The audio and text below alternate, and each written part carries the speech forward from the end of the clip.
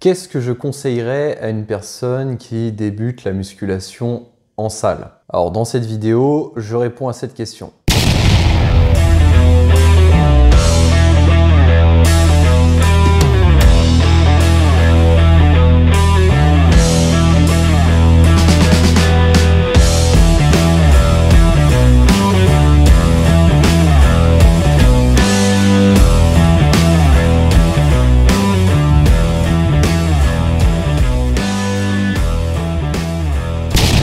Bonjour à tous et j'espère que vous êtes en pleine forme. Aujourd'hui, j'avais envie de vous dire ce que je vous recommande de faire si vous entrez pour la première fois dans une salle de musculation et que vous ne savez pas par où commencer. Alors, premièrement, je vous recommanderais de bien faire attention à votre choix de salle de sport. Est-ce que l'ambiance a l'air bonne? Est-ce que le coach a l'air de savoir de quoi il parle? Est-ce que le matériel est suffisamment diversifié, en bon état? Est-ce que les lieux sont propres? Est-ce que la salle n'est pas trop éloignée de votre lieu de vie ou de votre lieu de travail?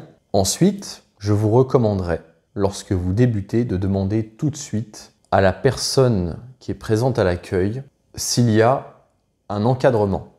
Est-ce que vous avez un programme d'entraînement offert à votre inscription?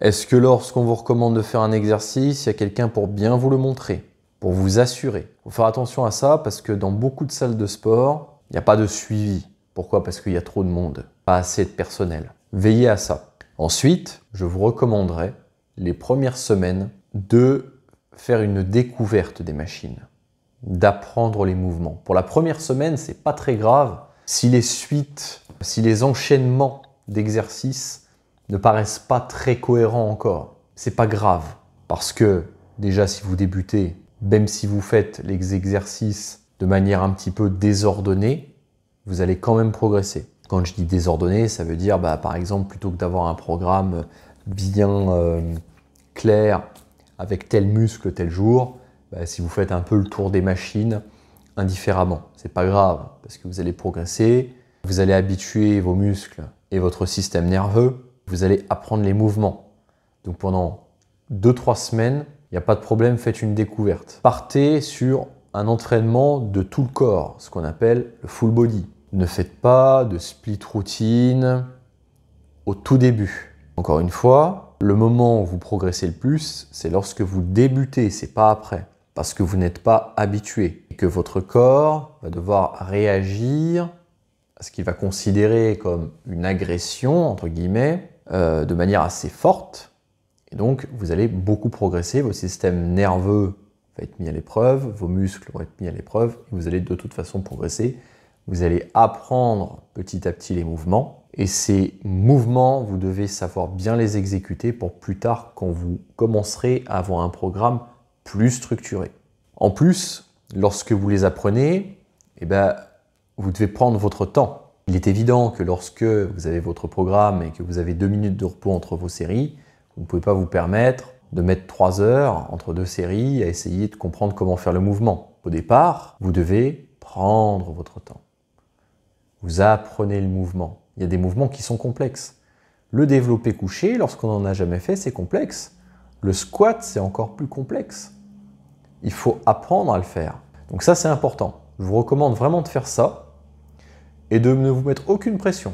J'apprends les mouvements, je découvre le lieu d'entraînement, je découvre les machines, je regarde si les gens sont là pour m'assurer, pour m'aider. Je n'oublie surtout pas de m'échauffer avant. Et une fois que je commence à maîtriser un petit peu les exercices, je commence à demander un programme et je me contente de faire ce qu'on appelle le full body ou le half body. Okay?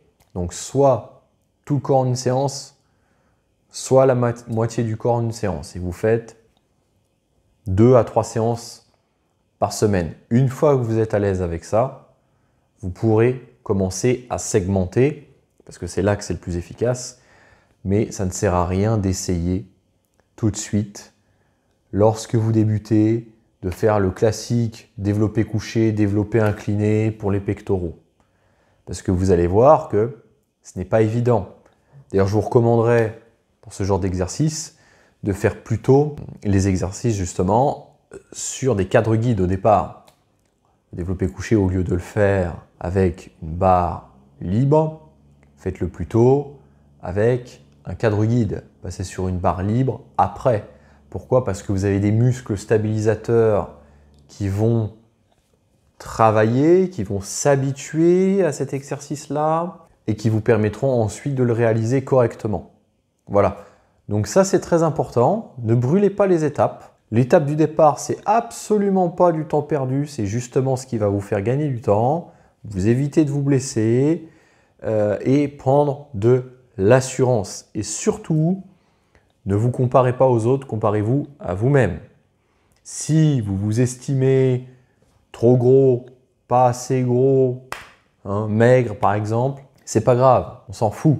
Tout le monde a commencé, comparez-vous à vous-même et mesurez ensuite vos résultats.